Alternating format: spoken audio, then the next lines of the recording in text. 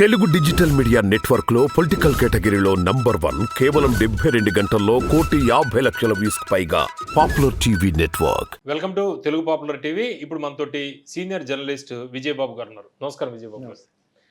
విజయబాబు గారు, ఏపీ రాజకీయాలు మీరు చూస్తున్నారు. ప్రతి నిమిషం ఒక డైలీ సీరియల్ లాగా రోజు రోజు పరిణామాలు మారుతున్న పరిస్థితి. బీజేపీ, టీడీపీ, జనసేన 3 కలిసి వెళుతున్న పరిస్థితి. ఇప్పుడు ఏపీ రాజకీయాలు చూస్తే ఏ పార్టీకి ఎన్ని సీట్లు వచ్చే పరిస్థితి కనిపిస్తుంది? ఏపీ పరిణామాలు మారుతున్నాయి అనేది ఏంటంటే ఒక సీరియల్లా కాదు, ఇంకా చెప్పాలంటే ఒక సస్పెన్స్ సీరియల్ లాగా. అంటే మలుపులు, మెరుపులు, మరకలు ఉత్కంఠభరితంగా సాగుతున్న దీంట్లో థ్రిల్లర్. అసలు ఈ దేశంలోనే ఇంత ఈ బాపతో రాజకీయం బహుశా ఏ రాష్ట్రంలో కూడా లేదేమో అని చెప్పుకోవచ్చు. ఆ రకంగా ఉంది ఒక రకంగా చెప్పాలన్నట్టయితే. ఒకప్పుడు తమిళనాడులో ఒక తరహా రాజకీయాలు ఉండేవి. అక్కడ ప్రాంతీయ పార్టీలు రెండు పోటాపోటీగా నువ్వా నేనా అనుకున్నట్టు. కానీ ఇక్కడ అసలు ఇంకా ఎంటైర్లీ డిఫరెంట్గా ఉంది ఇక్కడ పరిస్థితి చూసుకున్నట్టయితే. సో ఈ పరిస్థితుల్లో ఎన్ని రకాల ఇదంటే మరి ఎందుకు ఈ విధంగా ఇంత పచ్చి అవకాశవాదం? ఒకటేంటంటే ఒక పార్టీని ఇంకొక పార్టీ అపోజ్ చేయొచ్చు, ఒక పార్టీతో ఇంకొక పార్టీ కలిసి పనిచేయచ్చు. దీనికి మనం ఏమనేవాళ్ళం అంటే భావసారూప్యం అనేటువంటిది ఒక ఇది ఉంటుంది మనకి. ఇప్పుడు స్నేహం కానీ లేదు బంధుత్వం కానీ ఇంకొక రకంగా వ్యాపారం కానీ రాజకీయం కానీ ఇవన్నీ కూడా ఏంటంటే ఒకళ్ళకొకళ్ళు ఇచ్చిపుచ్చుకునేటువంటి దీంట్లో ఎక్కడ కలుస్తారు వాళ్ళు అంటే భావసారూప్యం, వాళ్ళ మైండ్ సెట్ కానీ వాళ్ళ లక్ష్యాలు కానీ ఇవన్నీ కూడా ఆ సారూప్యం, సామీప్యం, ఆ సౌజన్యం అనేటువంటివి ఉన్నప్పుడు ఏంటంటే వాళ్ళు కలిసి పనిచేసే అవకాశం ఉంటుంది.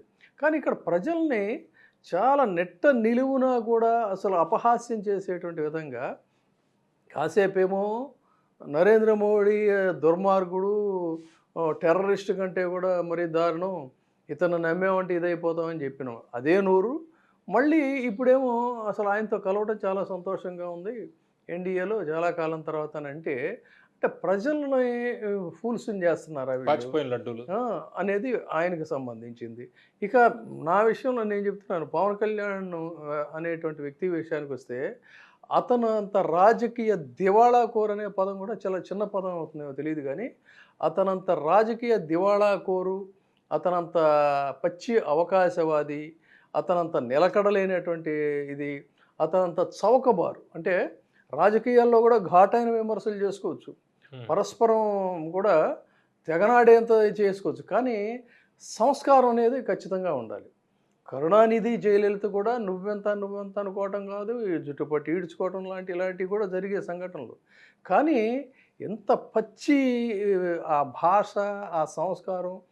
అంటే రాజకీయాల్లో అతను ఒక కొత్త ట్రెండ్ని క్రియేట్ చేశాడు. ఏంటంటే మీరు ఏ విషయమైనా చూడండి, అతని మైండ్ సెట్ అంతా పూర్తిగా లైంగికపరమైనటువంటి ఆలోచనలతోనే ఎప్పుడూ పరిభ్రమిస్తూ ఉంటుంది ఆ బుర్ర. అందుకని ఆ ఉపన్యాసాల్లో, ఆ భాషలో, దీంట్లో కూడా అన్ని లైంగికపరమైన అంశాలని రాజకీయాలకు తీసుకొచ్చి పెట్టాడు. ఇంతవరకు అసలు అది లేదు. లైంగికపరమైన అంశాలని రాజకీయాలకు ముడిపెట్టి మాట్లాడేటువంటి అతి నీచమైనటువంటి రాజకీయవేత్త ఎవరు అనంటే పవన్ కళ్యాణ్ అని చెప్పాలి. మీరు ఏదన్నా చూడండి, ఆ మహిళల్ని వ్యవహారాలను అటన్నిటిని తీసుకొచ్చి దీనికి ముడిపెడతారు. అసలు గతంలో మనం ఎప్పుడు వినలేదు ఆంధ్రప్రదేశ్ రాజకీయాల్లో. నాకు తెలిసి నేను విద్యార్థి రాజకీయాల నుంచి నేను దీంట్లో ఉన్నటువంటి వాడిని, ఆ స్పృహతో ఉన్నవాడిని. లేడీస్ అంశాలు తెర మీదకి రాలేదు. ప్రతి విషయాన్ని లైంగిక పరంగా తీసుకొచ్చి పెడితే అసలు ఎంత జిగుప్సాకరమైన వ్యవహారం అంటే, పోనీ ఏదైనా ఒక మాటకి ఏమైనా కట్టుబడి ఉంటాడా, ఒక ఆలోచనకి ఏమైనా కట్టుబడి ఉంటాడా, ఒక సిద్ధాంతానికి ఏమైనా కట్టుబడి ఉంటాడా, పోనీ ప్రజలకు కమిటెడ్గా వాళ్ళ కోసం అని చెప్పని ఉంటాడా? ఇవన్నీ కాదు, నీ చుట్టూ వెర్రి అభిమానులు ఉన్నారు, వేలం వెర్రిగా పూనకాలతో ఊగిపోయేవాళ్ళు ఉన్నారు. వాళ్ళ మీదైనా పోనీ నీకు కనీసం ప్రేమాభిమానం ఉందంటే వాళ్ళని నిలువున నట్టేట ముంచేసిన పరిస్థితి కదా. పోనీ నీకు ఎందుకు చెలరేగిపోయావంటే నాకు కులం లేదు అంటూనే నటిస్తూనే నీ వెనక ఒక పెద్ద సామాజిక వర్గం మద్దతు నీకు ఉందని నీకు తెలిసి చెలరేగిపోయావు. తీరా చూస్తే పోనీ వాళ్ళకేమైనా న్యాయం చేసావంటే వాళ్ళని కూడా తీసుకెళ్ళి దారుణంగా మోసం చేసే పరిస్థితి. అంటే ఇలాంటి ఒక ఇద్దరు, చంద్రబాబు నాయుడు గారి గురించి చెప్పక్కర్లేదు, ఆయనకు అంత వయసు పైబడినా కూడా ఈ రోజుకి కూడా ఈ సమాజం కోసం, ఈ ఈ తెలుగు రాష్ట్రం కోసం మనకేదో ఒక అవకాశం వచ్చింది. దీన్ని సేవ చేసి చరిత్రలో మనం మిగిలిపోదాం. గతంలో వెన్నుపోటు అంటున్నారు. ఆ రకంగా రాజకీయాలకు వచ్చాం. అదంతా ప్రక్షాళన చేసేసుకొని ఒక చరిత్రలో ఒక మంచి ఒక నాయకుడిగా మిగిలిపోదాం అని ఏమన్నా అనుకున్నాడా 2014లో అంటే ఎంత చెత్త అంటే నేను ఒక పుస్తకం రాస్తున్నాను అనమాట. ఎక్కడ ఏ ఏ శాఖలో పడితే ఆ శాఖలో అడ్డగోలుగా తిని పారేసేసిన పరిస్థితి కదా. అందుకే కదా 23 సీట్లకి ఇదైంది. తెలుగుదేశం పార్టీ 23 సీట్లకు పరిమితం అవటం అంటే జనాలు ఎంత బెంబేలు ఎత్తిపోయారు ఈ దోపిడీ. విజయబాబు గారు, ఇప్పుడు పరిస్థితి ప్రస్తుత ట్రెండ్ ఏ విధంగా ఉంది? ఎందుకంటే 3 పార్టీలు కలిసి వెళ్తున్నాయి. వైఎస్ఆర్సీపీ జగన్మోహన్ రెడ్డి గారు ఒంటరిగా వెళ్తున్నారు. ఇప్పుడు పొత్తులన్నీ కూడా దానికి నేను ఉపోద్ఘాతం కొంచెం పెద్దగా ఉన్నప్పటికీ కూడా అసలు ఆ ఉపోద్ఘాతం అనేది లేకుండా మనం నిర్ణయానికి రాలేం. అందుకని జిల్లాల వారీకి వద్దామంటే ముందు లీడర్స్ క్యారెక్టరైజేషన్ అనేది ముందు ఇంపార్టెంట్ కాబట్టి ముందు అది మాట్లాడుకోకుండా మనం వెళితే ఏంటంటే ఏదో పార్షియల్గా నేనేదో జగన్మోహన్ రెడ్డి గారి మీద అభిమానంతో మాట్లాడినట్టు లేకపోతే పవన్ కళ్యాణ్ మీద కక్షతో మాట్లాడినట్టు ఉంటుంది. మనం మాట్లాడేది ఏంటంటే వీక్షకులకి ఇందులో లాజిక్ ఉంది, ఇది కరెక్టే అని అనిపించేటట్టుగానే ఉండాలి. డిఫర్ అయ్యేవాళ్ళు ఆల్వేస్ డిఫర్ అవుతారు, దాన్ని కాదనలేము. కానీ ఇక్కడ మనం ప్రేక్షకులకి ఏంటంటే మామూలుగా జడ్జిమెంట్ ఇచ్చే స్థానంలో పరిణితి చెందిన వాళ్ళు ఉంటారు కదా, వాళ్ళ కోసం మనం ఇది మాట్లాడుకుంటున్నాం. ఆ విధంగా ఇతని క్యారెక్టర్ చంద్రబాబు నాయుడు గారి క్యారెక్టర్ చూస్తే ఇన్ని పార్టీలతోనండి జతకట్టింది. భావసారూప్యాన్ని అన్నానే, ఆ భావసారూప్యం అనేటువంటి దీన్ని కించిత్ ఎక్కడా కూడా లేకుండా విజయబాబు గారి ఈ వివరణ తర్వాత ఆయన జిల్లాల వారీగా విశ్లేషణ చేస్తారు. దానికి వద్దాం. అది కూడా చాలా వెరీ ఇంపార్టెంట్. చెప్పండి. అది వెరీ ఇంపార్టెంట్. అందుకనే ముందు కొంత చెప్పండి సార్. ఇంట్రో లాగా ఉన్నా కూడా అక్కడ అసలు ఎంత కీలకంగా మారబోతుంది ఈ పబ్లిక్ జడ్జిమెంట్ అనే దాన్ని స్కిప్ చేయకుండా తర్వాత ఉంది అనేది వివరం. అందుకనే ఆ విధంగా వీళ్ళ పరిస్థితులు ఉన్నాయి. ఇంకా జగన్మోహన్ రెడ్డి గారి విషయం. జగన్మోహన్ రెడ్డి గారికి జనం ఏంటంటే విశ్వసించి దాదాపు 150 పైచిలకు అంటే అసలు భారతదేశంలో వచ్చిన అనేక ఎన్నికల ఫలితాల్లో ఇది కూడా ఒక అపురూపమైనటువంటి రిజల్ట్ కింద తీసుకోవాలి. అయితే మరి వ్యతిరేకత లేదా అనేది ఇక్కడ పాయింట్ వచ్చినప్పుడు వ్యతిరేకత ఉంది.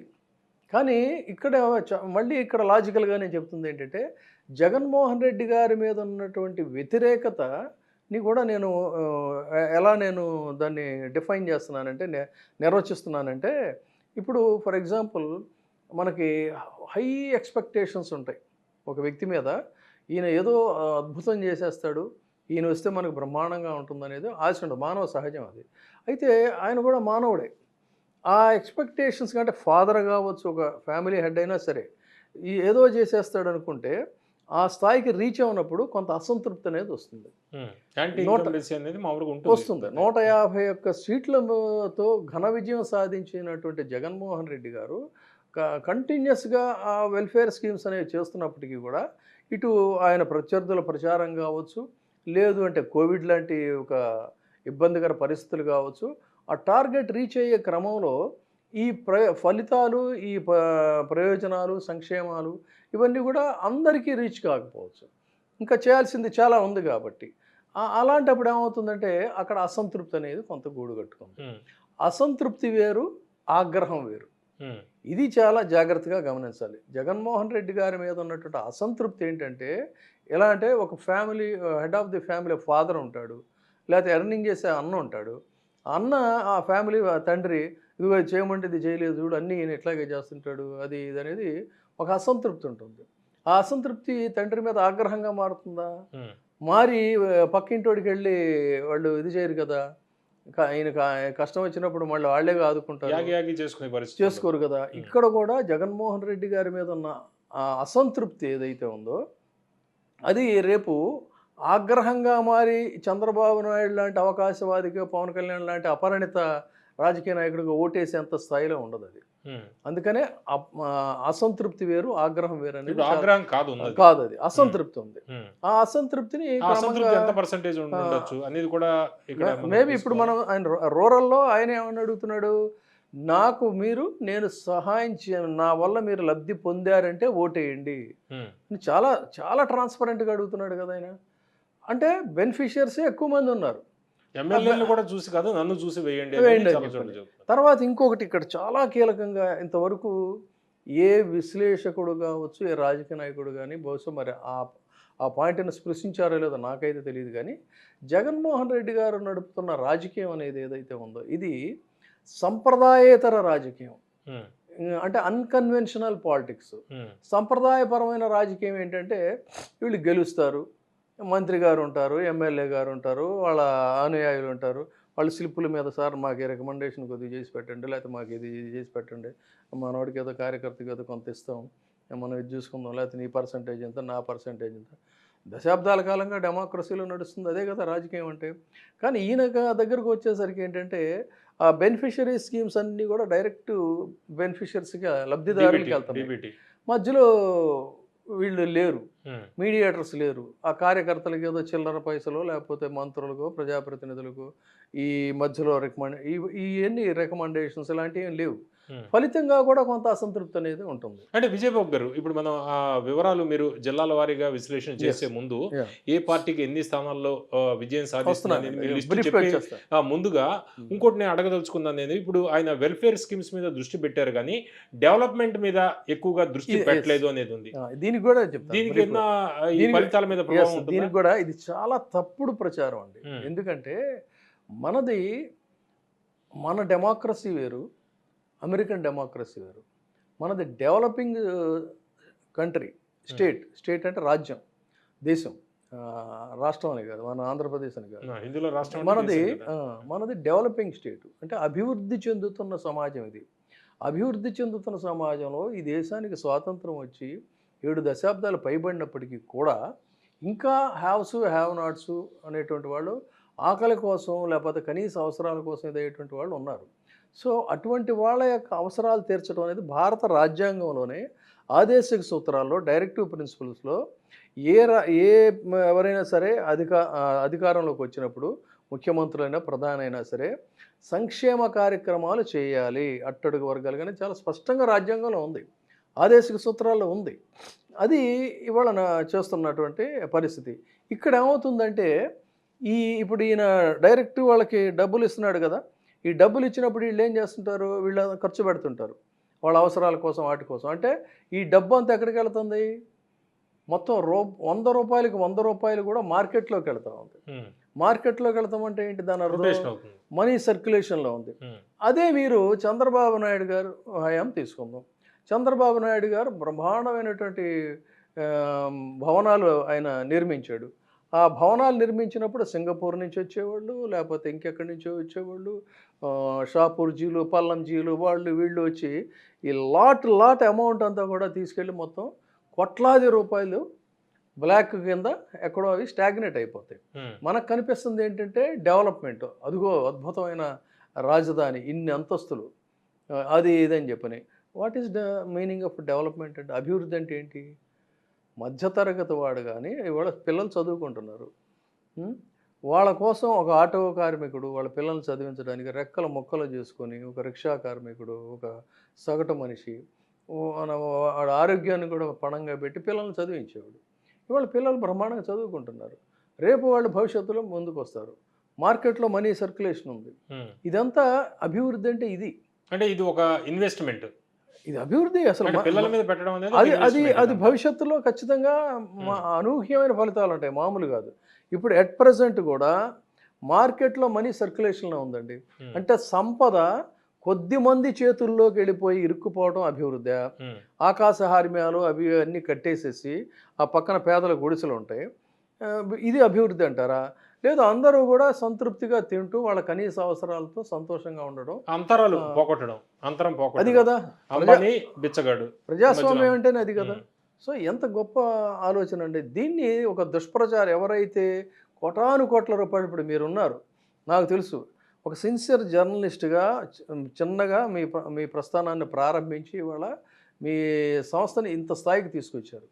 కానీ ఓవర్ నైట్ రాజకీయాల్లో పైరవీలు చేసి ఒకడిని దించడానికి, ఒకడిని గద్దెక్కించడానికి పవర్ ప్లాంట్లు, లేకపోతే స్టూడియోలు, అంటే వందల వేల కోట్ల రూపాయల సంపద మన మధ్యలో మనతో పాటు తిరిగిన జర్నలిస్టులు సంపాదించేస్తే వాళ్ళకి రావాల్సింది ఇప్పుడు దక్కట్లేదనేటువంటి అక్కస్తో ఏది పడితే అది చేస్తూ ఉంటే మీరు సిసలైన జర్నలిస్ట్ అనాలా, వాళ్ళ అనే సిసలైన జర్నలిస్ట్ అనాలా? నిజాయితీగా మాట్లాడుకుందాం. నేను కూడా అక్కడి నుంచి వచ్చినోడే కదా మరి. కాబట్టి ఏది అభివృద్ధి అంటారు? ఎవడో కొద్దిమంది సంపద కొద్దిమంది చేతుల్లోకి వెళ్ళి అక్కడ అంత 10 ఎంతలో 100 ఎంతలో వందల ఎకరాలు వందలాది కోట్లతో స్టూడియోలు, అది అభివృద్ధా? లేదా 10 మంది సంతోషంగా ఉండడం అనేది అభివృద్ధా? ఇది వాళ్ళు చేస్తున్న దుష్ప్రచారం, దీన్ని గోబెల్స్ ప్రాపగండా అంటారు. ఇంకా అదంత పెద్ద సబ్జెక్ట్ అవుద్ది. ఈ జిల్లాల వారీగా మనం తీసుకుందాం. సో అందుకని ఈ పరిస్థితుల్లో ఇవాళ ఒక పోటీ ఏంటంటే, నిన్న మొన్నటిదాకా నోటికి వచ్చినట్టు ఢిల్లీ వీధుల్లోకి వెళ్ళి వ్యక్తిగతంగా కూడా పచ్చి తిట్లు తిట్టినటువంటి నరేంద్ర మోడీ గారి పార్టీతో ఇవాళ మళ్ళీ తిరిగి చంద్రబాబు నాయుడు గారు అంటగాగాడు. పాచిలడ్డూలు అన్నటువంటి మాట్లాడినటువంటి వ్యక్తి ఇవాళ ఆ పాచిలడ్డూలు చాలా కమ్మగా ఉన్నాయని చెప్పని ఆ రుచి చూసి ఆయన కూడా ఇదవుతున్నాడు. వీళ్ళతో ఒక పోటీ. ఇక జనాల్ని నమ్ముకొని తన సంక్షేమ పథకాలు నమ్ముకున్నటువంటి వ్యక్తి జగన్మోహన్ రెడ్డి గారు. వీళ్ళిద్దరి మధ్య పోటీ జరుగుతుంది. ఇంతకుముందు నేను చేసిన అనాలిసిస్, నేను మీకు తెలుసు జిల్లాల వారీగా కూడా నేను స్టడీ చేస్తున్నాను. చాలా మైన్యూట్గా చేస్తున్నాను నేను. ఆ జిల్లాల వారీగా స్టడీ చేస్తాను. అడిగినప్పుడు ఇంకా స్టడీ చేస్తాను, ఎందుకంటే జిల్లాల నుంచి వస్తున్నాయి. నాకు గాలిపోగేసి మాట్లాడటం నాకు ఇష్టం ఉండదు. అందుకని ఏదైనా కూడా బేస్ అనేది ఉండాలి. దాని మీద మనం చాలా రోజులుగా రీసెర్చ్ చేస్తున్నాను నేను. అది మళ్ళీ మనం తర్వాత వీడియోలో కూడా మాట్లాడుకుందాం. ముందు ప్రజెంట్ సినేరియో గురించి మనం చర్చించుకోవాల్సి వచ్చినప్పుడు ఏంటంటే, బీజేపీతో వీళ్ళు అంటకాగకుండా వీళ్ళిద్దరే వెళ్ళాలి అనుకున్నప్పుడు ఏంటంటే, ముఖ్యంగా గోదావరి జిల్లాల లాంటి ప్రాంతాల్లో ఒక వేవ్ క్రియేట్ అయిన మాట అయితే వాస్తవం. ఒక బ్రహ్మాండమైన క్రియేట్ అయింది, ఖచ్చితంగా అయింది. ఒక వేవ్ క్రియేట్ అయింది. క్రియేట్ అయ్యి ఇంకేముంది మొత్తం అసలు మనకి స్వీప్ చేసేస్తారు అని చెప్పని రాజకీయాల్లో కాకలు తీరినటువంటి చేగుండి హరిరామజోగయ్య లాంటి వాళ్ళు కూడా అక్కడ కుల ప్రాతిపదికగా కాదు, ఆయన పార్లమెంటేరియన్, మంత్రి చేశాడు, రాజకీయాల్లో చాలా ఎక్స్పీరియన్స్ ఉన్న వ్యక్తి, ఆ ప్రాంతాల ప్రజల నాడి తెలిసినటువంటి వ్యక్తి. సో ముద్రగడ పద్మనాభం కావచ్చు, ఆయన కూడా కమ్యూనిటీ లీడర్ కాకుండా ఆ ప్రాంతానికి సంబంధించి చెప్తున్నాను నేను. వాళ్ళు ఒక దశలో శాసించారు కదా, ఆయన కూడా మంత్రి అయ్యాడు, ఎంపీగా ఉన్నాడు. వీళ్ళంతా ఏంటంటే ఈ కాపులు వీళ్ళంతా కూడా ఇటు పోలరైజ్ అయితే చాలా వరకు వైసీపీకి డ్యామేజ్ జరిగే అవకాశం ఉంది, చాలా సీట్లు వస్తాయి అనేది అటువంటి వాళ్ళిద్దరిని ఉదాహరణగానే చెప్పా. అంచనాలు వేసుకున్నారు. అంచనాలు వేసుకున్న తర్వాత తీరా జరిగింది ఏంటి అన్నట్లయితే, వాళ్ళు ఎక్స్పెక్ట్ చేసిన దానికి ఈ జనసేనకి ఇచ్చిన సీట్లు చూస్తే ఒక్కసారిగా విస్తుపోయారు. వాళ్ళు విస్తుపోతే పర్వాలేదు, 10 సంవత్సరాలుగా ఇతను రెగ్యులర్గా రాజకీయం నడిపినా నడపకపోయినా అతని మీద వీరాభిమానంతో వీరతాళ్ళు వేసుకొని డబ్బులు ఖర్చు పెట్టుకొని పనిచేసినటువంటి జన సైనికులు ఎవరైతే ఉన్నారో వాళ్ళైతే ఒక్కసారిగా నోట మాట రాక అంటే విజయబాబు గారు మీరు ఎలా చెప్తున్నా కూడా ఇప్పుడు జనసేన పవన్ కళ్యాణ్ గారు కావచ్చు, లేకపోతే వాళ్ళ చుట్టుపక్కల ఉన్న వాళ్ళు కావచ్చు, మా బలానికి తగ్గట్టే ఇచ్చారు. ఎందుకంటే గత ఎన్నికల్లో కేవలం ఒక్క స్థానంలోనే తప్ప. ఇప్పుడు మీకు చూడండి, మనకి అంత బలం ఉందా అంటే ఎప్పుడు కూడా జనసేన కలిపి ఇప్పుడు ఏ బలం ఉందని 151 సీట్లు ఒక వ్యక్తి మరి అధికార పార్టీని గద్దె దించి 23 సీట్లకు మట్టి. గత ఎన్నికల్లో జనసేన కేవలం ఒక్క స్థానంలోనే గెలుపొందింది. 24 స్థానాలు, 2 స్థానాలు అంత అక్కర్లా. బీజేపీనే ఎగ్జాంపుల్గా తీసుకుందాం. వాళ్ళు పదే వాళ్ళే చెప్తుంటారు, 2 సీట్ల నుంచి ఈ దేశాన్ని శాసించే స్థాయికి వెళ్ళాం మేము, 300 పైచిలుక్కి అని చెప్తున్నారు కదా. ఎప్పుడు కూడా యుద్ధ రంగంలోకి వెళ్ళే, కథన రంగంలోకి వెళ్ళేటువంటి వీరుడు ఎప్పుడు కూడా గెలుస్తాననే లక్ష్యంతో ముందుకు వెళ్ళాలి తప్ప నాకు అంత బలం లేదు, అంత బలం లేకుండా నేను ఎక్కడ, అది కేవలం పలాయనవాదం అంటారు దాన్ని. పిరికివాడి మాటలు, పారిపోయేవాడి మాటలు తప్ప వీరుడు ఎప్పుడు కూడా గెలుస్తా. ఇప్పుడు మనకి వార్ వచ్చింది, వార్లో అమ్మో చైనా వాడు మనకంటే చాలా బలవంతుడు, పాకిస్తాన్ వాడు చాలా బలవంతుడు అని కార్గిల్ యుద్ధంలో మన ఇండియన్స్ మనం ఓడిపోతామని వెళ్ళలేదు కదా. ఎప్పుడు కూడా పోరాటం అనేది ఎప్పుడు కూడా ఏంటంటే లక్ష్య సిద్ధత, గెలుస్తాం అనేది ఉండాలి. ఆ విధంగా ఎన్నో ఎన్నికలు అట్లా ఆపేంటండి. అంటే పవన్ కళ్యాణ్ గారు చెప్తుంది జగన్మోహన్ రెడ్డి గారిని గద్దె దింపడం కోసం ఎటువంటి త్యాగాలు ఆపుని తీసుకోండి. ఢిల్లీలో ఢిల్లీ ఈ దేశ రాజధాని గుండెకాయ లాంటి చోట ఒక పెద్ద బలమైనటువంటి జాతీయ పార్టీ కాంగ్రెస్ పార్టీ, మరొక బలమైనటువంటి జాతీయ పార్టీ బీజేపీ, ఈ రెండింటిని మట్టి కరిపించి వచ్చాడు. ఒక సాధారణమైనటువంటి ఒక సామాజిక కార్యకర్త. మరి తనకంటే కూడా పవన్ కళ్యాణ్ గొప్పోడని వీళ్ళు పొగుడుతుంటారు కదా వాళ్ళ పరిభాషలో చెప్పాలంటే. అలాంటప్పుడు అది కేవలం తన చేతగానితనాన్ని, తన అవకాశవాదాన్ని సమర్థించుకునే మాటలు తప్ప మరొకటి కాదు. వాళ్ళకి సముచితమైనటువంటి సీట్లు ఇచ్చి ఉంటే అతనికి సముచితమైనటువంటి రీతిలో కొన్ని సీట్లు వచ్చి ఉండేవి. ఎప్పుడైతే వీళ్ళు కాపుల్ని మోసం చేసి గంపకొత్తగా తన స్వప్రయోజనాల కోసం నాబోటవాడు నోరు నొప్పి పుట్టేట్టుగా మొదటి నుంచి మాట్లాడుతున్నాడు, కానీ జనాలకు అర్థం కాల, జన సైనికులకు అర్థం కాల. ఇప్పుడు వాళ్ళకి బాగా అర్థమైంది.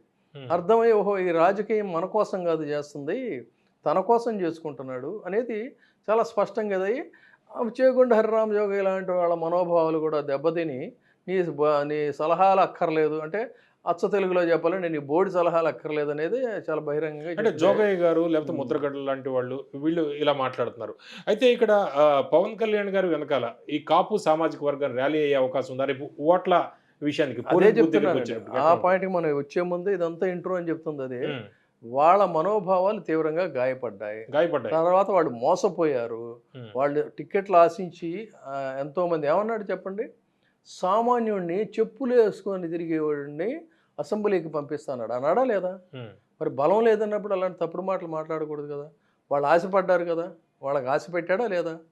చెప్పులు వేసుకొని తిరిగేవాడిని అసెంబ్లీకి పంపిస్తాను, నేను ఉన్నాను అని చెప్పాడు. చెప్పి ఇవాళ వెళ్ళి చంద్రబాబు నాయుడు చాటుగా నిలబడితే సంకలో దొరితేలాగా వాళ్ళని మరి అట్లా గాలికి వదిలేయకూడదు కదా.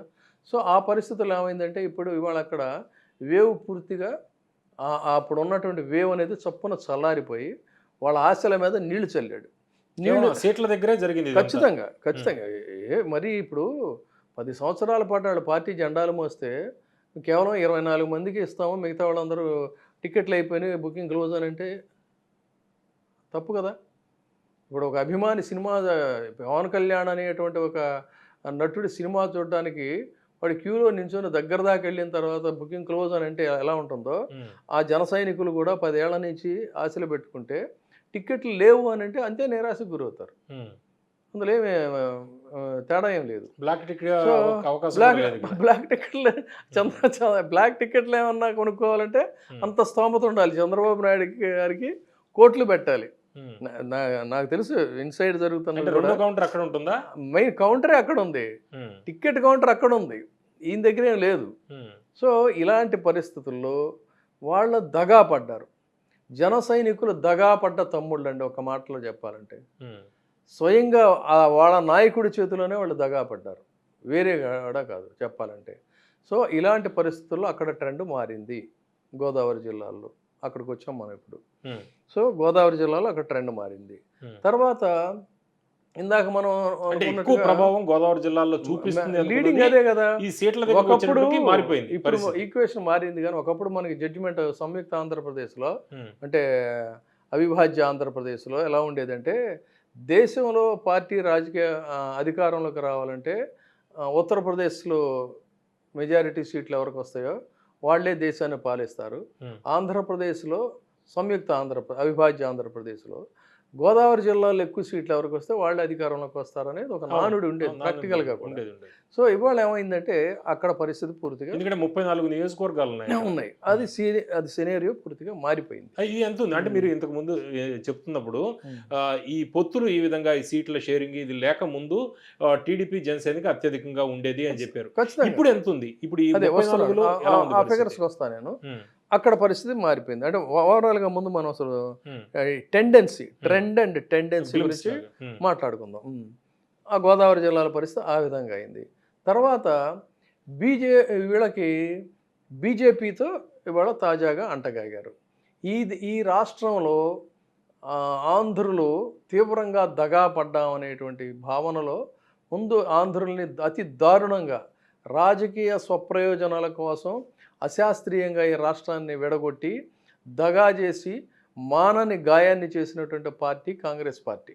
అది దానికి ప్రతిఫలంగా వాళ్ళు పూర్తిగా ఆ పార్టీని భూస్థాపితం చేశారు. ఎక్కడ భూస్థాపితం చేశారు? ఆంధ్రప్రదేశ్లో కాదండి, యావత్ దేశంలోనే అధికారంలో లేకుండా పోయింది.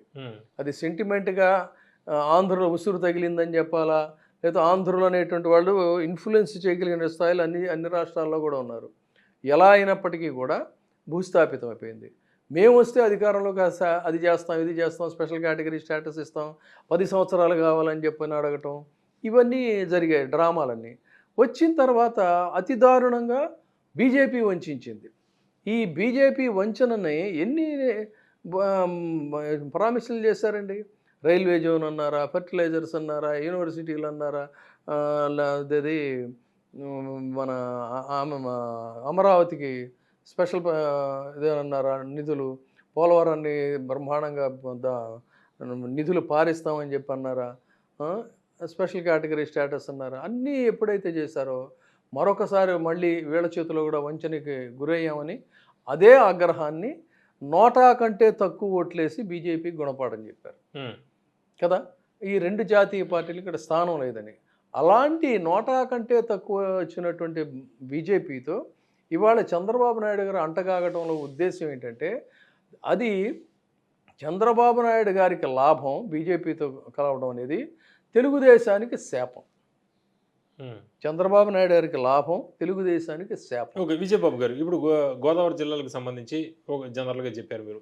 ఇక ఇతర జిల్లాలు అదే ఆ పాయింట్ చెప్తున్నా. ఇది తెలుగుదేశానికి ఎందుకు శాపం అని మీరు అడుగుతారు అనుకున్నా.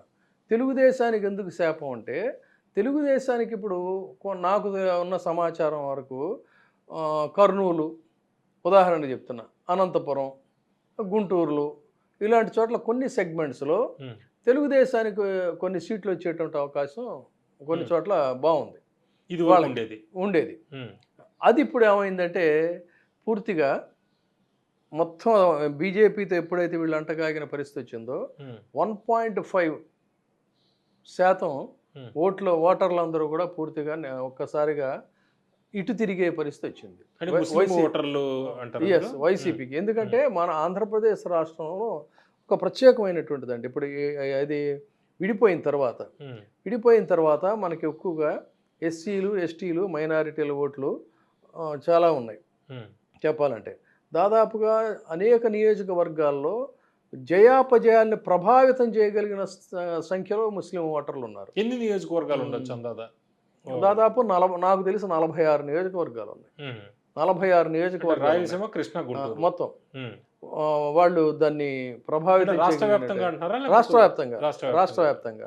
సో అలాంటి ఓటర్లందరూ కూడా ఇవాళ ఒక్కసారిగా ఇదయ్యారు. ఎందుకు అనొచ్చు మీరు, ముస్లిమ్స్ అంటే ఏదో బీజేపీ హిందూ పార్టీ కాబట్టి బీజేపీకి వ్యతిరేకం అది కాదండి. గతంలో హిందువులు కూడా ఈ దేశానికి ఒక బలమైన నాయకుడు నరేంద్ర మోడీ గారు, ఆయన లాంటి వాళ్ళు ఉండాల్సిందే అని చెప్పని నైతికంగా మద్దతు ఇచ్చిన సంగతి మనకు తెలుసు. కానీ ఇటీవల కొన్ని పరిణామాల వల్ల యావత్తు భారతదేశంలో ముస్లింలు నరేంద్ర మోడీ గారికి కానీ లేకపోతే బీజేపీ కానీ దూరంగా జరుగుతున్నది వాస్తవం. అది మనం ఇక్కడ గమనించాలి. ఫలితంగా ఏమైందంటే ఇప్పుడు ఇక్కడ ఇది తేడా వచ్చింది. ఇది వస్తుందని కూడా చంద్రబాబు నాయుడు గారికి తెలిసి కూడా తను రేపొద్దున సర్వైవ్ అవ్వాలి, వాళ్ళ అబ్బాయి సర్వైవ్ అవ్వాలి, ఈ కేసుల్లో నుంచి బయటపడాలి, రాజకీయం అధికారం ఉంటే ఉంది, పోతే పోయిన తర్వాత చూసుకోవచ్చు, ముందు బతికుంటే బలుసాగు తినచ్చు జైల్లోకి పోకుండా అనేటువంటి దానికోసమే ఇవాళ బీజేపీతో కలిసింది. ఈ బీజేపీతో కలవడం వల్ల ఫలితాలు టీడీపీకి అశనిపాతం అవుతాయి. ఓకే, విజయబాబు గారు మీరు రెండు అంశాలు చెబుతున్నారు. ప్రధానంగా బీజేపీ తోటి జనసేన, టీడీపీ పెట్టుకోవడం వల్ల మైనారిటీ ఓట్లు దూరం అయిపోతాయి. ఇది 1.5% దాకా. ఒక మైనారిటీ కాదు, ఎస్సీలు, ఎస్టీల్లో కూడా కొన్ని వర్గాలు దూరం అవుతాయి. అయితే మోడీ గారి ఫ్యాక్టర్ అంటే సుస్థిర పాలన, ఇవన్నీ కొంత రాష్ట్రంలో ఏపీలో అంటే రాష్ట్ర ప్రయోజనాల దృష్ట్యా కొంత ప్లస్ కాదు. మీరు నా ఇది కంప్లీట్ అవనే వాళ్ళు అదే చెప్తున్నా. ఒక మైనారిటీసే కాదు, వీళ్ళే కాదు. ఉదాహరణకి అటు చెప్పా, అనంతపురం, కర్నూలు ఇవన్నీ చెప్పాను, గుంటూరు, విశాఖపట్నానికి వద్దాం. విశాఖపట్నంలో సబర్బన్లో వైసీపీకి తిరుగులేదు. అర్బన్ ఏరియాలో కొన్ని సెగ్మెంట్స్లో టీడీపీకి బాగుంది, అనుకూలంగా ఉంది.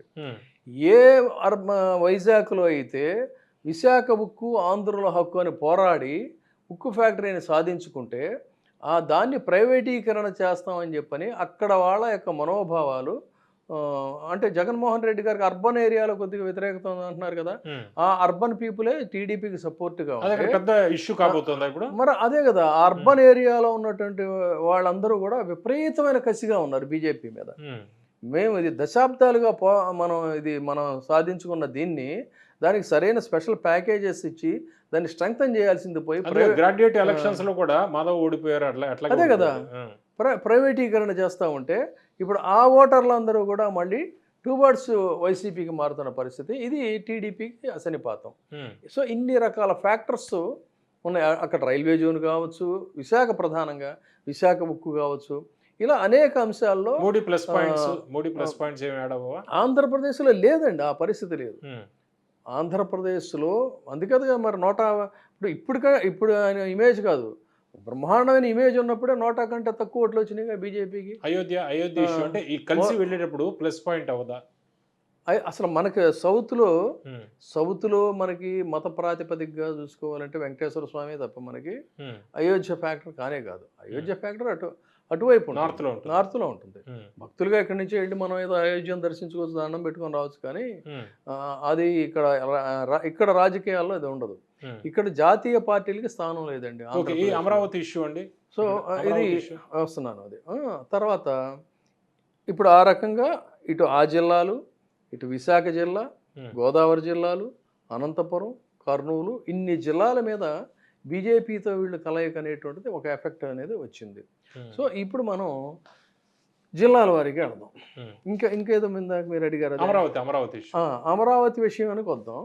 అమరావతి నిజానికి ఏంటంటే, వాస్తవానికి ఇప్పుడు అమరావతి రాజధానిగా ప్రకటించిన తర్వాత దాన్ని పట్టించుకోలేదు అని అంటే, ఇక్కడ ప్రజా ఉద్యమాలకి గడ్డ కృష్ణా జిల్లా, గుంటూరు దశాబ్దాలుగా.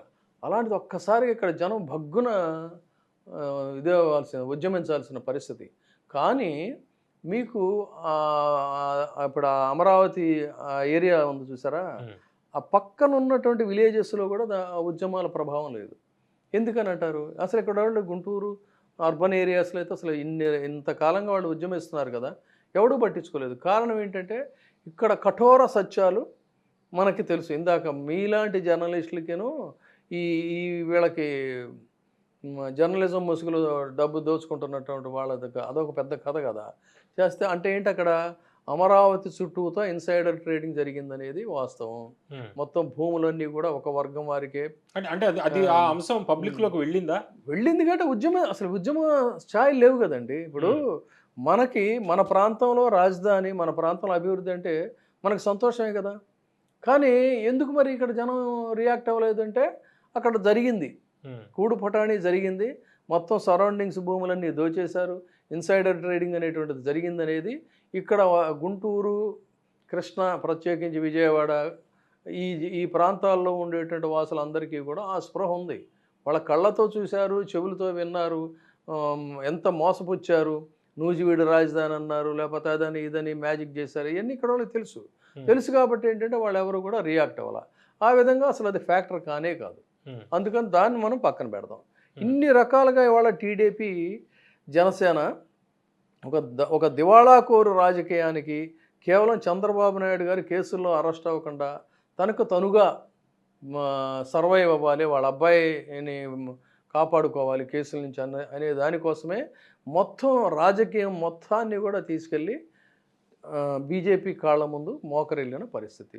అంటే జన సైనికులనేమో ఈయన మోసం చేశాడు, నమ్ముకున్న టీడీపీ కార్యకర్తలనైనా లేకపోతే నాయకుల్ని చంద్రబాబు నాయుడు గారు మోసం చేశారు. సో ఆ పరిస్థితుల్లో ఇప్పుడున్న ప్రజెంట్ సెనేరియో చూసుకున్నట్లయితే, రీసెంట్గా మనం ఇవన్నీ కూడా చాలా వచ్చినాయి. ఏది మీకు ఈ టైమ్స్ నౌ ఈటీజీ సర్వే వచ్చింది, అంతకుముందు జన్మత్ వచ్చింది, ఆత్మసాక్షి ఎస్ఏఎస్జి అనేటువంటిది వచ్చింది. వాళ్ళ యొక్క వివరాలు కనుక తీసుకున్నట్లయితే, టైమ్స్ నౌ సర్వేలో వైసీపీకి ఎంపీ సీట్లు 21 నుంచి 22 వస్తాయని చెప్పారు. అంటే అక్కడ తర్వాత టీడీపీకి కేవలం 3 నుంచి 4 ఎంపీ సీట్లు వస్తాయి. అదే కూటమికి, టీడీపీ జనసేన కూటమికి సంబంధించి వస్తాయని చెప్పారు. జన్మత్ చెప్పింది ఏంటంటే 118 నుంచి 120 వస్తాయి వైసీపీకి అని చెప్పింది. తర్వాత టీడీపీకి 51 నుంచి 53 వస్తాయని చెప్పింది. ఇదేది బీజేపీ కలవక ముందు వాళ్ళు చెప్పింది. ఎంపీ సీట్లు వైసీపీకి 18 నుంచి 19 వస్తాయని చెప్పని జన్మత్ చెప్తే 4 నుంచి 5 వస్తాయని చెప్పని టీడీపీ జనసేనకి జన్మత్ చెప్పింది. తాజాగా ఈ శ్రీ ఆత్మసాక్షి ఎస్సీ అనేటువంటిది. టీడీపీ జనసేనకి ఉన్నటువంటి ఓట్ షేరింగ్ విషయానికి వచ్చినట్టయితే 46.5%. ఇది చాలా జాగ్రత్తగా మనం ఇది గమనించాలి. వైసీపీ ఓట్ల శాతం 48%. 1.5% 2% తేడా ఉంది. సో అదర్స్కి 3.25% ఉంది. అంటే కీన్ కంటెస్ట్ ఉంటుందని ఇతరులకి దాదాపుగా. అంటే కీన్ ఎక్కడ ఉంది ఇప్పుడు 48, అక్కడ 46 అయితే 1.5 అక్కడ తేడా ఉంది. 2014లో అంతే తేడాతోటి చంద్రబాబు ఎస్, అది అందుకనే ఇక్కడ ఇది జాగ్రత్తగా గమనించాలన్నది. తర్వాత వీళ్ళు సీట్ల విషయానికి వస్తే చెప్పింది ఏంటంటే వైసీపీకి 106 నుంచి 110 సీట్లు వస్తాయి. తర్వాత టీడీపీకి 64 నుంచి 65 సీట్లు వస్తాయి. అంటే 1.5%లో అంత తేడా ఉంది ఆబ్వియస్లీ. సో అయితే ఇక్కడ చాలా జాగ్రత్తగా మనం గమనించాల్సినది ఇదేనంటే రేపు పొద్దున మనం జాగ్రత్త తీసుకోవాల్సింది. పైన టైమ్స్ నౌ కూడా ఏం చెప్పిందంటే మాది చాలా మేము యాక్యురేట్గా చెప్తున్నాం, మహా తేడా వస్తే 0.5% తేడా ఉంటుంది తప్ప 3.5 లక్షల శాంపిల్స్ తీసుకున్నారు. అదే అందుకని వాళ్ళు చాలా బోల్డ్గా చెప్పారు. ఏమని 0.5% తేడా ఉంటుంది తప్ప అంతకు మించి తేడా ఉండే అవకాశం లేదు. 1% కూడా చాలా ఆథెంటిక్, అదే చాలా ఆథెంటిక్గా చెప్పామని చెప్తున్నారు వాళ్ళు. సో ఇక్కడ టైమ్స్ ఆత్మసాక్షి విషయానికి వచ్చినప్పుడు ఏమైందంటే ఈ 46.5% అనుకున్నాం కదా టీడీపీ జనసేనకి, బీజేపీ కూడా కలిస్తే వచ్చే సీట్లు ఏంటంటే 64 నుంచి 65 వస్తాయి అనుకున్న సీట్లు 60 నుంచి 65కి వస్తాయి. అంటే మ్యాక్సిమం 65. అక్కడ అంతకుముందు చెప్పింది 4 సీట్లు తగ్గుతున్నాయి, అక్కడ 64, 65 నష్టమే. అంటే ఇక్కడ 4 సీట్లు తగ్గుతున్నాయి.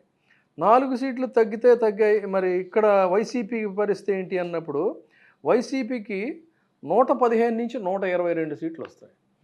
అంతకుముందు చెప్పింది ఏంటి, బీజేపీ టీడీపీ జనసేనతో కలవకపోతే వైసీపీకి వచ్చే సీట్లు 106 నుంచి 110. బీజేపీ కలవడం వల్ల వైసీపీ గ్రాఫ్ ఎంతకి పెరిగిందంటే 115 నుంచి 122. ఇది ఎలా అనేది కూడా మనం డిస్కస్ చేద్దాం. 122 ఇది కలవడం వల్ల. సో అదర్స్ 0, అదర్స్కి ఏమీ సీట్లు లేవు. మరి ఎందుకు ఇంత డిఫరెన్స్ వచ్చింది అని కనుక చూస్తే బీజేపీ కలిస్తే వైసీపీకి 49% పెరుగుతున్నాయి. అంతకుముందు ఎంత మనం అనుకుంది 48. అంటే 1% వీళ్ళకి పెరుగుతూ ఉంది. వీళ్ళకి 1% పెరుగుతుంటే వీళ్ళకి బీజేపీ టీడీపీ జనసేనకి 45%కి పడిపోయింది. అంటే ఎంత తగ్గిందండి వాళ్ళకి? 1.5% తగ్గింది. 1.5. అంతకుముందు చెప్పింది మనం 46.5. ఆ 46.5 ఏమైందంటే 45కి పడిపోయింది. కానీ ఇక్కడ మనం వైసీపీకి 1% పెరిగిందని చెప్పాం. మరి ఇంకొక 5% 0.5 ఉంది. ఈ 0.5 ఏంటి అనేది చూసుకున్నప్పుడు ఏంటంటే వీళ్ళు ఇతరులకి 7.5 ఎంతో 0.7.5 ఎంతో ఉంది. ఈ 5% ఏంటంటే అన్డిసైడెడ్ ఓటర్స్ ఈ రోజుకి. అంటే వాళ్ళు ఇంకా స్వింగ్ ఓటర్స్ అంటాం మన వాళ్ళని, ఊగిసలాటలో ఉండేటువంటి వాళ్ళు, వీళ్ళు ఎటు తెలుసుకోలేని స్థితిలో.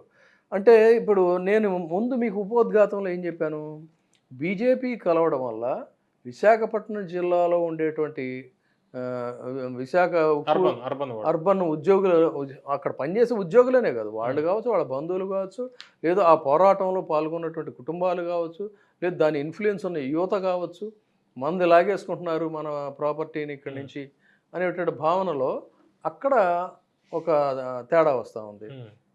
అనంతపురంలో చెప్పాను నేను, కర్నూలు చెప్పాను, గుంటూరు చెప్పాను. సో ఇవన్నీ అందుకనే నేను ఫస్ట్ ఇంట్రోలో చెప్పింది నా మాటగా చెప్పాను నేను. ఇక్కడ ఇది వీళ్ళు ఆత్మసాక్షి చెప్తుంది కూడా ఖచ్చితంగా ఈ రెండు కూడా సరిపోయినాయి అనేది బహుశా మీరు ఒప్పుకుంటారు అనుకుంటున్నాను నేను. ఈ 1% అనేది 1% ఓట్లే మీరు చెప్పినట్టుగా ఎంత ప్రభావితం చేస్తాయంటే దాదాపుగా 46 స్థానాలను ప్రభావితం చేస్తాయి. హిమాచల్ ప్రదేశ్లో 2% తోటే కదా కాంగ్రెస్ వచ్చింది. ఎగ్జాక్ట్లీ. ఇక్కడ వీళ్ళు 46% వీళ్ళు ప్రభావితం చేసేటువంటి పరిస్థితి ఉంది. అలాంటి పరిస్థితుల్లో వీళ్ళు బీజేపీతో వీళ్ళు కలవటం అనేటువంటిది ఇది పూర్తిగా వాళ్ళకు వాళ్ళు సెల్ఫ్ గోల్ వేసుకున్నట్టే. జిల్లాల వారీగా జిల్లాల వారీగా కూడా వస్తాను నేను. సెల్ఫ్ గోల్ వేసుకున్నట్టు లెక్క. ఇది ఓవరాల్ సినారియో. ఈ జిల్లాల వారీగా వద్దాం. ఇప్పుడు మారిన సిచ్యుయేషన్ బట్టి శ్రీకాకుళం జిల్లాలో మొత్తం 10 స్థానాలు ఉన్నాయి. ఆ 10 స్థానాల్లో అంటే ఇది కనిష్టంగానే మనం వేసుకుంటే వైసీపీకి 5 స్థానాలు. మీకు అంతకుముందే వచ్చినవి కూడా ఉన్నాయి, కానీ అది మనం తర్వాత వీడియోలో మాట్లాడుకుందాం. ఇప్పుడు ఎక్స్పెక్టేషన్ ఇదేంటంటే 3 టీడీపీకి అండి. మొత్తం టీడీపీ, బీజేపీ, జనసేన కలిసి పోటీ చేస్తే అదే కూటమి అనుకుందాం పోనీ. తెలుగుదేశం కూటమికి వచ్చేది 3 సీట్లు, వైసీపీకి వచ్చేది 5 సీట్లు. 2 టఫ్ ఫైట్, పోటాపోటీగా ఉంటాయి, కీన్ కంటెస్ట్.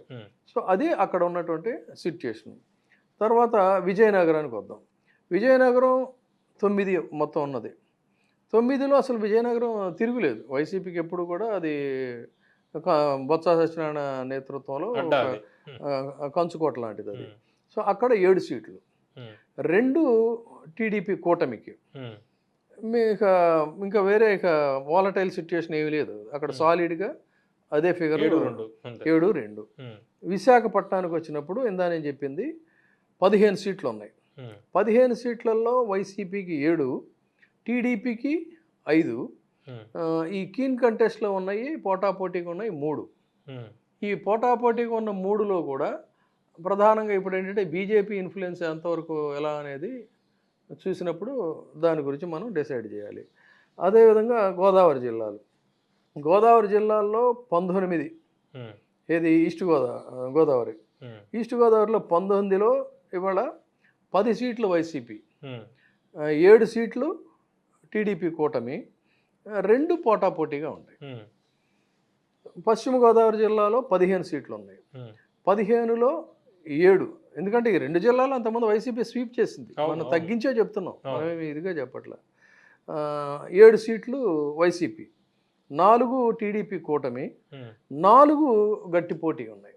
అంటే గతం కన్నా కొంత ఇంప్రూవ్ అయినట్టే ఇక్కడ ఉభయ గోదావరి జిల్లాల్లో. ఆబ్వియస్లీ మనమే చెప్తున్నాం, అందుకని ఉన్న వాస్తవాలు చెప్తున్నాను. తగ్గించే ఇక్కడ వైసీపీకి తగ్గించే మనం చెప్తాం.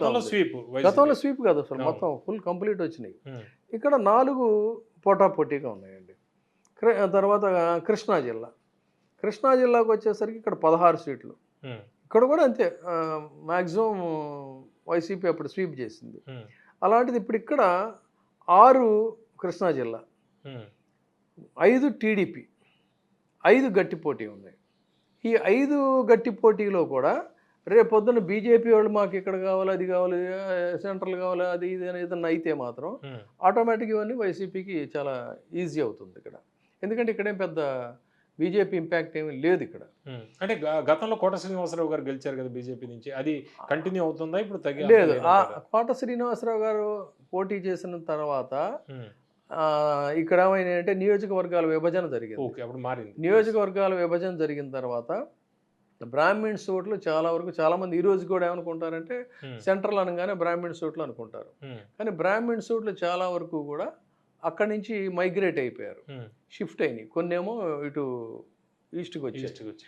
అంతేకాకుండా బ్రాహ్మిన్స్ ఓట్లు కూడా ఇవాళ జగన్మోహన్ రెడ్డి గారి పట్ల కొంత ఆదరణ పెరిగింది. అది ఇక్కడ మనం గమనించాల్సింది. సో అది అట్లా కృష్ణాలో 6, 5 గట్టి పోటీ. గుంటూరులో 15 ఉన్నాయి. 15లో 7 సీట్లు వైసీపీకి, గతంలో ఉన్న ప్రాతిపదికగానేమో 7 టీడీపీ, 3 గట్టి పోటీ. కానీ ఇప్పుడు మారిన సినేరియోలో ఈ 7 నుంచి మళ్ళీ ఒక 2 తగ్గించుకోవాల్సిన పరిస్థితి వస్తుంది. ఏది ఇందాక మనం బీజేపీ కలవడం వల్ల, ఆ బీజేపీ ఫ్యాక్టర్ వల్ల అక్కడ మళ్ళా నెగిటివ్ అవుతుంది ఖచ్చితంగా. సో తర్వాత ప్రకాశంలో ఉన్నాయి 12లో 5 వైసీపీ, 5 టీడీపీ, 2 గట్టి పోటీ. నెల్లూరులో 10. విచిత్రం ఏంటంటే ఇక్కడ చూడండి, నెల్లూరు ఇంకే ఉంది అసలు, మొత్తం వీళ్ళ టీడీపీ అనుకూల మీడియా విపరీతమైన ప్రచారం చేశారు. అయిపోయింది, మొత్తం డొల్ల అయిపోయింది, గొల్ల అయిపోయింది, ఇంకేమో కోటరెడ్డి అని చెప్పని. కానీ ఇక్కడ ఆసక్తికరమైన ఫలితాలు ఏంటంటే నెల్లూరు ఇక్కడ మెజారిటీ సీట్లు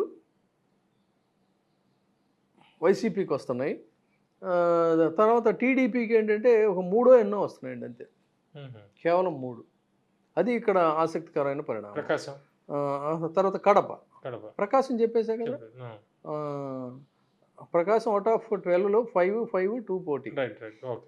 కడప సంగతి ఇక తెలిసిందే. కడపలో అసలు ఆయన ఎంత మ్యాజిక్ ఏమన్నాడు ఈయన, ఇదేది వైనాట్ పులివెందుల అనే ఒక ప్రచారాన్ని తీసుకున్నాడు చంద్రబాబు నాయుడు గారు.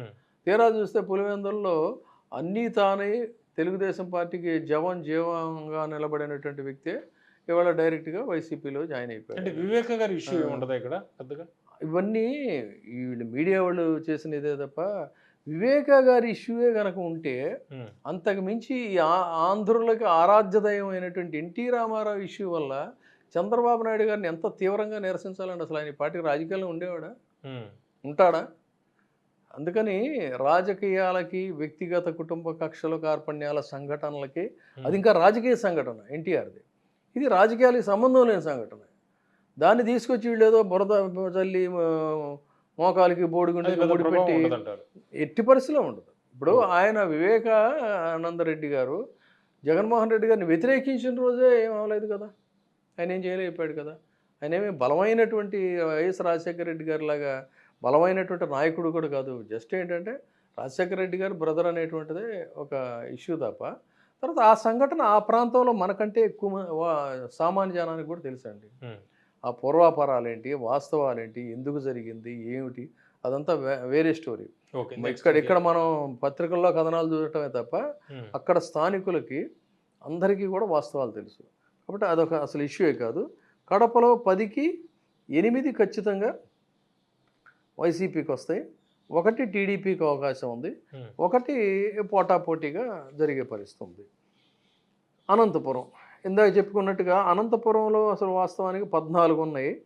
మనం 7 వైసీపీకి లెక్కేసి 7 టీడీపీకి వెళతాయి, 4 గట్టి పోటీ అనుకున్నాం. కానీ ఇవాళ అక్కడ సినేరియో మారుతుంది బీజేపీతో పెట్టుకోవడం వల్ల. ఇప్పుడు అక్కడ దాదాపుగా అనంతపురంలో 10 సీట్ల వరకు కూడా వైసీపీకి వచ్చే అవకాశం ఉంది. మిగతావి ఇది.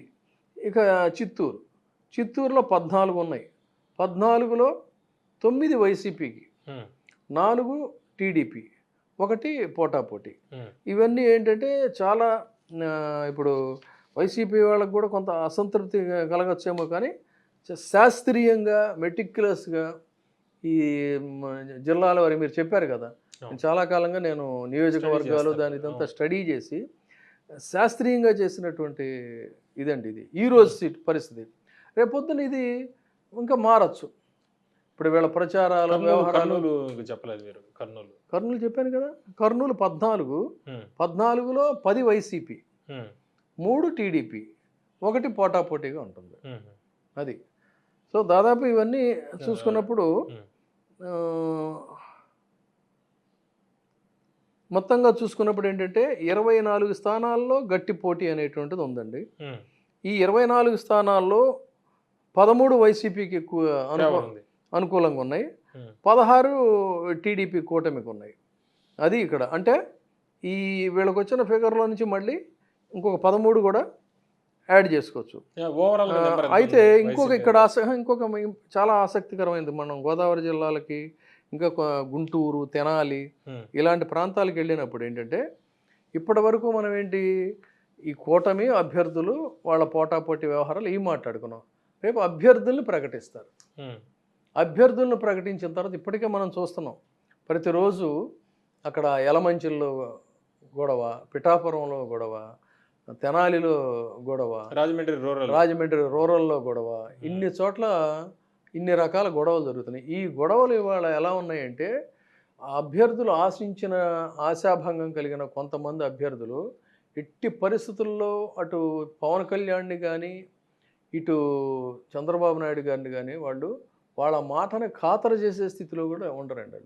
ఇది టోటల్ నెంబర్ ఒకసారి చెప్తారా? రగిలిపోతున్నారు. అది చెప్తాను. దీని ఇంకొక అందుకని ఒక ఇంపార్టెంట్ పాయింట్ చెప్తున్నా. అలా ఉన్నప్పుడు ఏంటంటే చాలా ఆసక్తికరంగా గమనించాల్సింది 33 స్థానాల్లో ఓటు ట్రాన్స్ఫర్ అనేది జరగదు.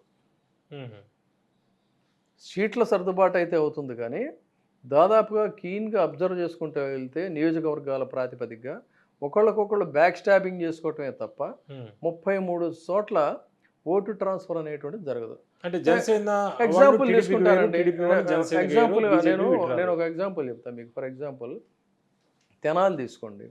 తెనాలి ఎవరు టీడీపీ అభ్యర్థి? నాదెండ్ల మనోహర్ వీళ్ళకి వస్తుంది.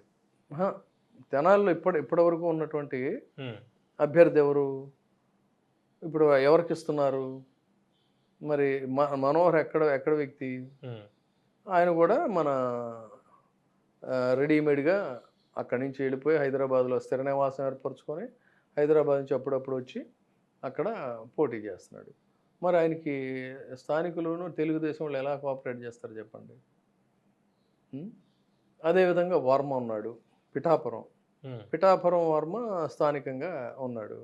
అక్కడికి ఎవరినో ఒకళ్ళని తీసుకొచ్చేస్తే అతను అసలే మామూలుగానే రెబల్, నోటితోలు ఎక్కువ అతనికి. ఉమ్. అతని పరిస్థితి ఎలా ఉంటుంది? ఇట్లా చాలా చోట్ల ఉంది ఈ రకమైన ఫ్రిక్షన్. ఉమ్. ఉన్నప్పుడు ఏమవుతుందంటే వీళ్ళు ఎట్టి పరిస్థితుల్లో వీళ్ళ ఇన్ఫ్లుయెన్స్ ఉంటుంది. ఉన్నప్పుడు ఏముంది, 4-5 వేలు ఓట్లు ఇన్ఫ్లుయెన్స్ చేస్తే చాలు కదా. అంటే రెబల్స్ కూడా రేపు రంగంలో ఉండొచ్చు, ఇప్పుడు మరి రంగంలో లేకపోయినా కాదు వాళ్ళు కాదు, దెబ్బతీయొచ్చు. ఇప్పుడు ఈయన కొంతమంది సీట్లు ఇవ్వలేదు. ఉమ్. ఉండవల్లి శ్రీదేవి అంటే, కోటమరెడ్డి అంటే, ఇలాంటి వాళ్ళందరినీ ఉమ్. ఇంకేముంది, ఏదో వైసీపీ ఇది అయిపోయింది, అది అయిపోయింది, ఆహా ఓహో అని చెప్పని చిలవల పొలవలు రాశారు. కానీ ఆ ఇంపాక్ట్ ఏం లేదు, వాళ్ళు నిలదొక్కున్నారు. అది అలాంటిది వాళ్ళకే ఉంటే స్థానికంగా ఇవాళ ఇంతవరకు టికెట్లు ఈ రోజు వరకు కూడా ఎక్స్పెక్ట్ చేస్తున్నటువంటి వాళ్ళు ఇంకా పార్టీ నుంచి బహిష్కరించాల. వాళ్ళు విత్ ఇన్ ది పార్టీ ఉన్నారు. మీరు అడగచ్చు, మరి వాళ్ళని కంట్రోల్ చేశారు, వీళ్ళని ఎందుకు చేయలేరని. వీళ్ళు ఆల్రెడీ పార్టీలో ఉన్నారు, నువ్వు వద్దు పో అని చెప్పలా. అలాంటప్పుడు వీళ్ళు రియాక్ట్ అవుతారా లేదా?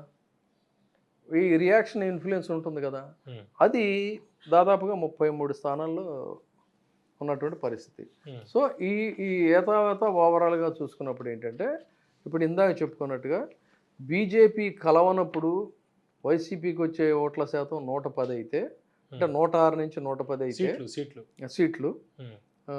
బీజేపీ కలవడం వల్ల ఆ 1% కూడా ఓట్లు మళ్ళీ యాడ్ ఆన్ అయ్యి 115 నుంచి 122 సీట్లు వచ్చేటువంటి అవకాశం ఉందండి ఈ రోజుకి. ఉమ్. అది ఇంకా జగన్మోహన్ రెడ్డి గారి ప్రచారం వల్ల అది మేబీ పెరిగితే పెరగచ్చు. బట్ ఈ రోజుకైతే మాత్రం ఒకటి. అట్లాగే లాజికల్గా ఇంకో పాయింట్ ఆలోచించండి. ఉమ్. ఇదంతా మనం ఏదో అభిమానంతో చెప్తున్నాం అది అనేది పూర్తిగా పక్కన పెట్టేద్దాం. ఉమ్. పక్కన పెట్టేసి 23 సీట్లకి టీడీపీ పడిపోయింది. 151 సీట్లలో జనసేన ఉంది. 151 నుంచి మహా ఒకవేళ పోతే వైసీపీ 151 సీట్లలో నుంచి వైసీపీ ఒకవేళ కొన్ని సీట్లు పోగొట్టుకుంది అనుకోండి, ఒక 10 సీట్లు, 20 సీట్లు, 30 సీట్లు, 40 సీట్లు పోయినాయి అనుకుందాం. బట్ అధికారంలోకి వస్తుంది కదా. టీడీపీ 23 సీట్ల నుంచి అధికారంలోకి రావాలంటే ఎన్ని సీట్లకి ఎగబాకాలి చెప్పండి? ఎంతకి ఎగబాకాలి? ఇదేమో ఎగబాకాలి, అదేమో నిలదొక్కుకోవాలి. ఈ రెండింటికి వేరియేషన్ ఉందా లేదా? ఎప్పుడు వస్తుంది ఇలాంటిది అంటే, పూర్తిగా కాయిన్ తిరగబడేది ఏంటంటే విపరీతమైన యాంటీ వేవ్ అనేది ఉండాలి, ఆర్ అదర్వైజ్ పాజిటివ్ వేవ్ ఉండాలి. ఇందాక చెప్పినట్టు ఆగ్రహం అనేది ఉండాలి. అది లేదు, మొత్తం అంటే వెక్స్ అయిపోవాలి. ఏంటి జగన్మోహన్ రెడ్డి గారు ఏంటి, అసలు ఈ రాష్ట్రం ఏంటి, ఇదేంటి, మనకి ఎవరికి ఏం సాయం చేయలేదు, అసలు ఇలా అయిపోయింది ఏంటి అనే ఒక తీవ్రమైన ఒక గాలి అంటారు చూసారు, ఆగ్రహం, ఆ గాలి అనేది ఉంటే ఈ 23 సీట్ల నుంచి ఆయన పైకి ఎగబాగుతాడు. లేదు ఆయన పట్ల అబ్బా అసలు ఈ రాష్ట్రాన్ని ఏమీ నంచుకు తినలేదు, ఏం అవకాశాలు లేవు, స్కిల్ లేదు, ఇది లేదు, చాలా అద్భుతం అమోఘం అనుకుంటే, అలాంటిది ఒక ఎగ్జాంపుల్ చేద్దాం మీకు. ఇందిరాగాంధీ కాంగ్రెస్ నుంచి బయటకు వచ్చేసింది, బహిష్కరించారు వాళ్ళు. బహిష్కరించిన తర్వాత ఇందిరా కాంగ్రెస్ అని పెట్టుకుంది. ఇందిరా కాంగ్రెస్ అని పెట్టుకున్న తర్వాత కాంగ్రెస్ బ్రహ్మానంద రెడ్డి కాంగ్రెస్లో వాళ్ళు కొట్టుకు చేస్తూ ఉన్నారు. వాళ్ళు కొట్టుకు చేస్తున్నప్పుడు ఇందిరా కాంగ్రెస్గా పెట్టినప్పుడు ఆంధ్రప్రదేశ్లో, కర్ణాటకలో ఆవిడ ఒక విపరీతమైన ఒక వేవ్ అన్నమాట, మొత్తం గుద్ది పడేశారు ఓట్లు సింపతితో.